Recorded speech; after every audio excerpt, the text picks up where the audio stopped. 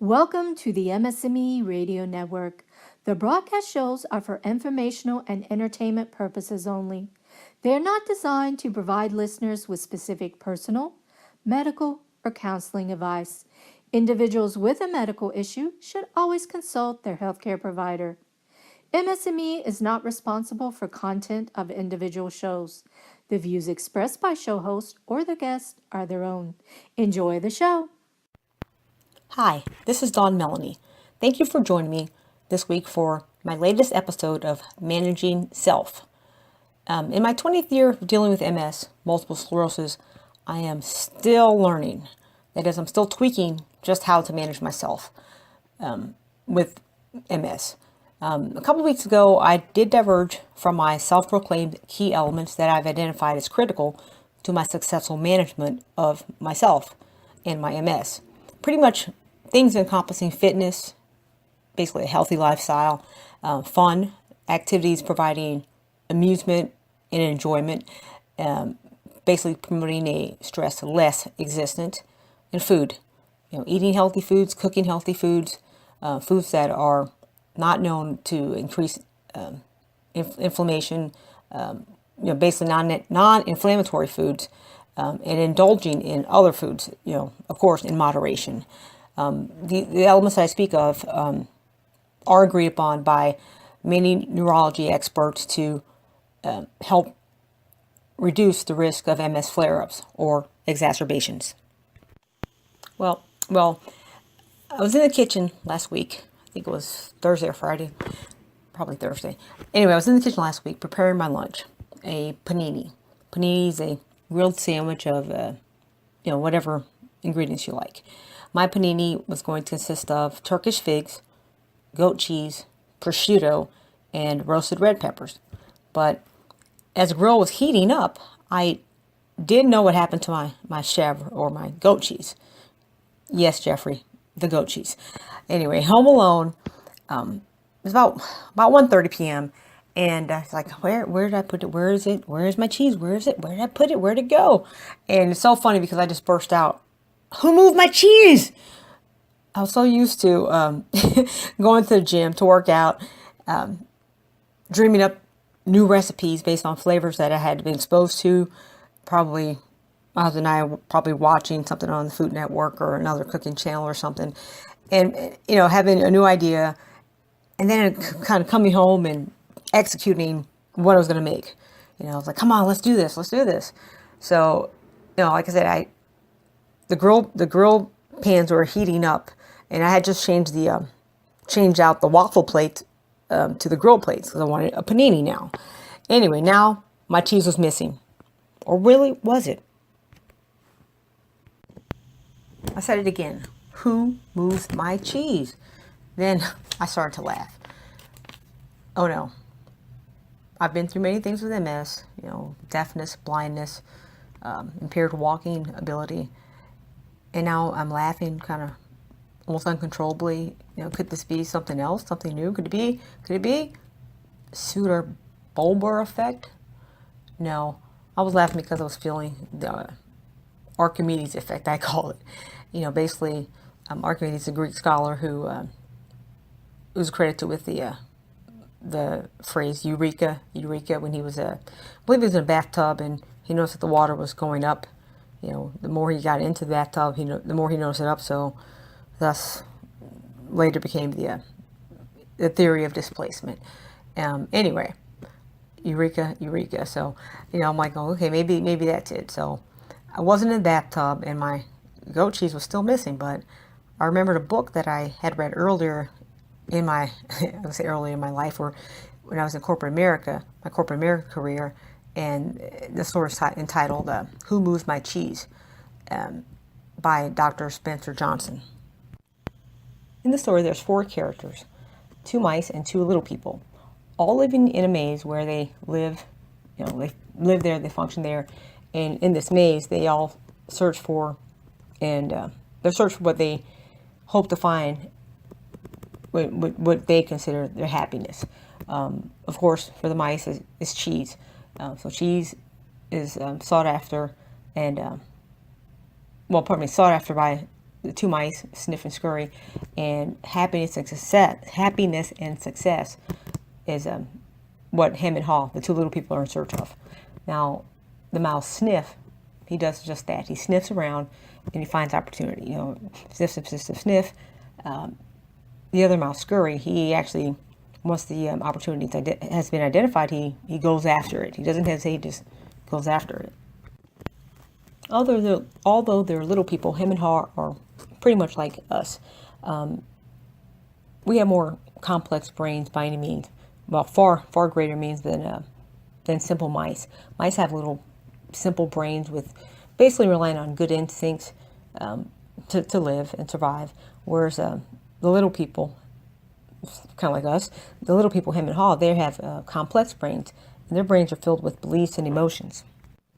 Him, the little person, he denies and he resists change as he fears it will lead to something worse. He doesn't like change. Haw, the other little person, he learns to adapt in a time when he sees changes can actually lead to something better. I couldn't find that goat cheese. My initial reaction was just like him. I panicked. But then I realized that I could, or rather that I should be more like Haw. After I unplugged the panini griddle, I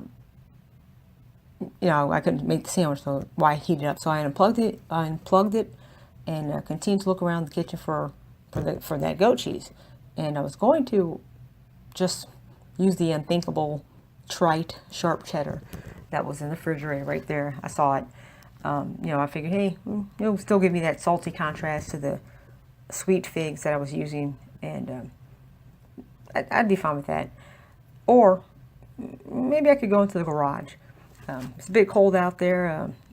Our other refrigerator, it has items. Also has items they're fine. So I thought, maybe I'll go out there, but it's cold. So anyway, I sucked it up and I made the journey out to the garage, and I looked around the refrigerator out there, and lo and behold, there was an entire package of feta, another goat cheese. Wasn't the milder chèvre that I was looking for, but it was feta there, something else. It was different. And I was like, you know what, that's even more salty than the originally planned upon goat cheese to use. Salty, sweet, like maybe this will work. So I picked up the feta out of the refrigerator and went back inside and back to the kitchen, and I plugged in my griddle again, and I commenced building my lunch, the panini sandwich. The final product was absolutely gorgeous. Of course, I took pictures throughout the building process, the different steps to prove it, just how it was being built and how it came together. And the taste, delish. It was really, really lovely. Okay, so here I go. Here I go again, talking about food. And you may be asking yourself, how does this relate to my managing self? Me managing my MS. How does this building a cheese sandwich relate to my MS? Well, that's simple. Last week actually a couple of weeks ago, I got off of my schedule, my routine. Like I said, I'm a creature of habit, and in fact, I've only been to the gym 3 times in the past 17 days. Today was my 3rd day. Several people were asking, where have you been? How have you been? Are you feeling okay? Like everybody, from when I walked in the door at the front desk to the cleaning staff, she was happy to see me. She like wondering where you were. And actually, I got a call yesterday, actually 2 days ago, and it was my friend. He's 81 years old. He actually gave me a call because he hadn't seen me, and he called our other friend who's 74, 75, and he hadn't seen me either. So he figured, well, let's call Dawn and make sure she's okay. So, like I said, it's not part of me not to go to the gym on a regular basis. So, like I said, past couple weeks, I was in a period where I was off my schedule, and like I said, I wasn't sick. It wasn't inclement weather, no snow, no ice. But what happened was, There's a couple, actually several incidents that transpired that I wasn't used to, and I thought it was unfair. So I figured I didn't cause this problem or problems, and I was a bit apprehensive of what was happening. What happened from there is I actually panicked. I shamefully shut down until I started to change things up, not letting my emotions drive my reactions. I figured I'm not going to put all of my eggs into one basket, so to speak.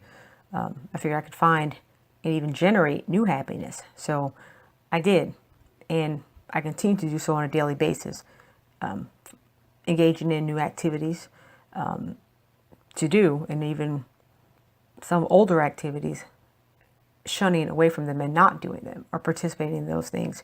So, like I said, I was setting my old habits and my expectations and why. Everything in life I found is pretty much dynamic. Of course, relationships with people, and definitely MS.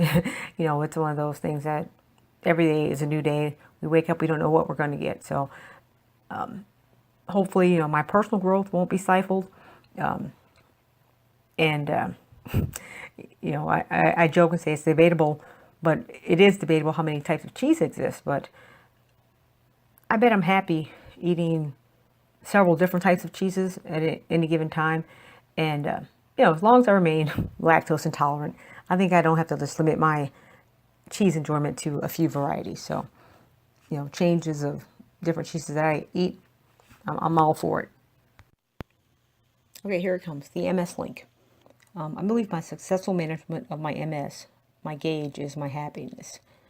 Flare-ups have occurred over the past 19 and a half years, and all of them have been followed up by subsequent rounds of steroids. And from that, the inflammation was reversed, and I was happy. But, I sit back and go, is that all? Is that it? What about the initial diagnosis? I received mine in 1999. Some of you may be going through yours right now. Just stay strong. I just want to say that to any of you who are. Now, prior to my diagnosis, I found happiness biking hundreds of miles per week. Well, I had moved to Texas 2 years prior to diagnosis, just over 2 years before diagnosis. And the heat in Texas average the summer months was like 110 degrees or so on a daily basis. And I couldn't do this any further, knowing that the heat led to, probably would lead to an exacerbation. So I kind of stopped that. The heat precluded my bike rides. So I ended up spending more time in the gym and eventually becoming a successful competitive figure chick or bodybuilder that wore bikinis and heels on stage.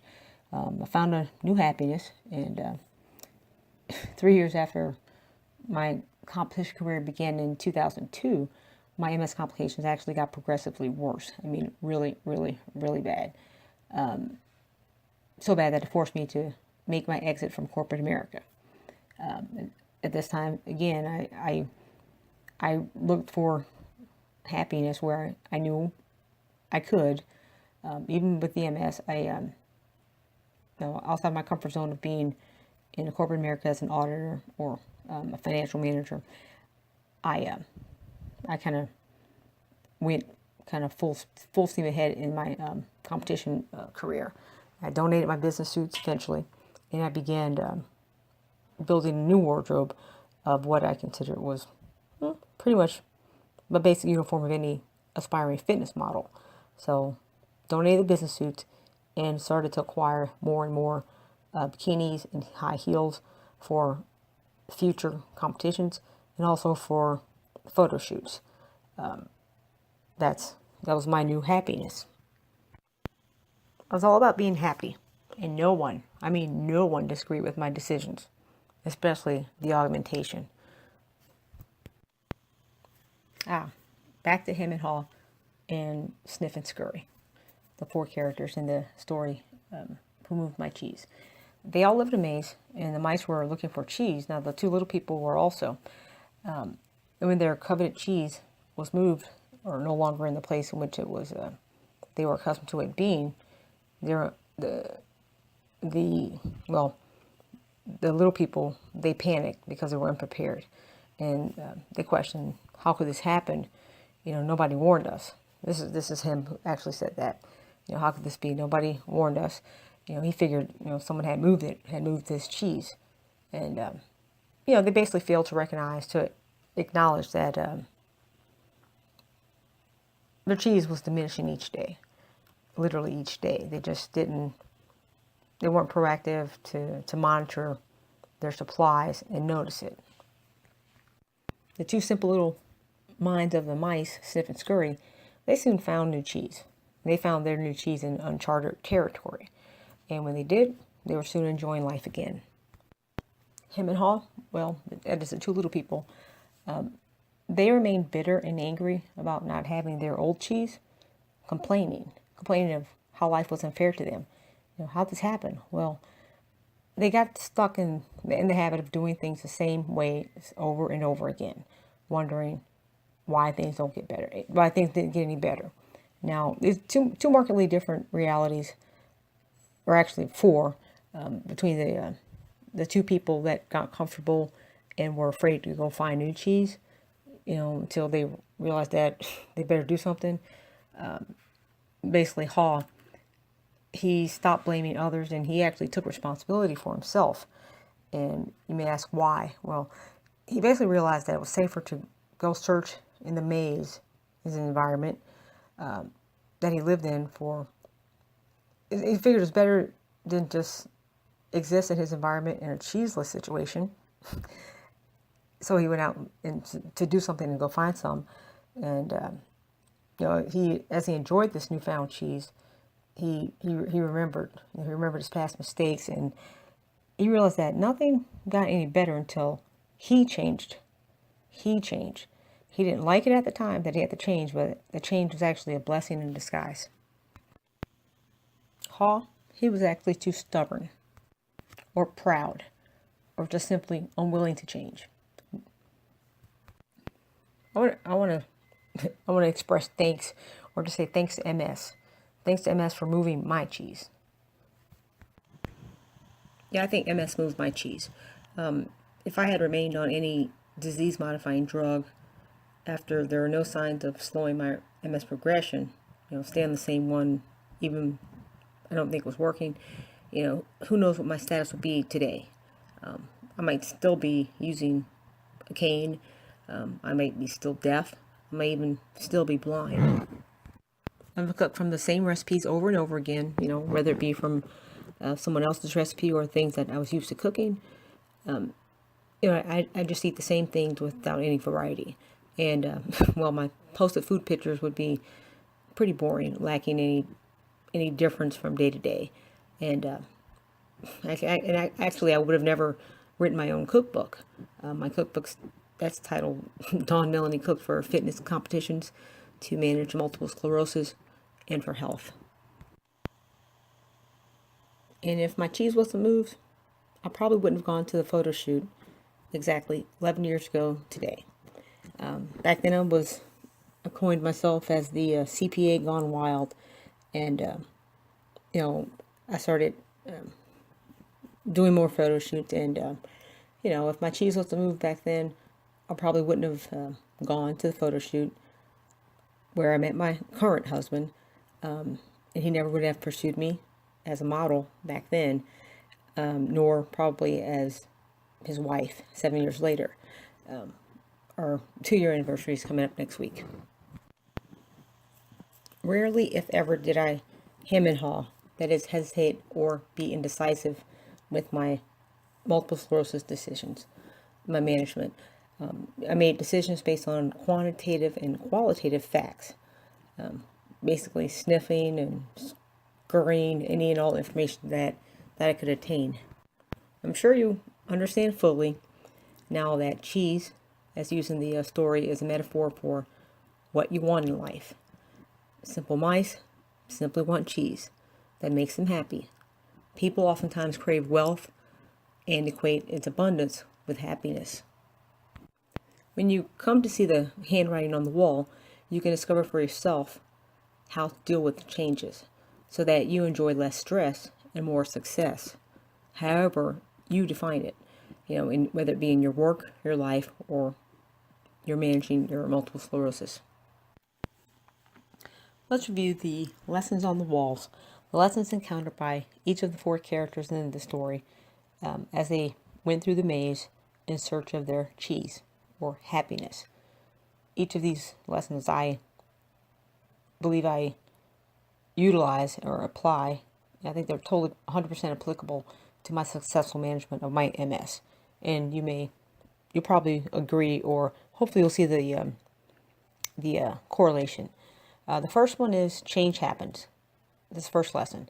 The second lesson is to anticipate change. The third lesson is to monitor change.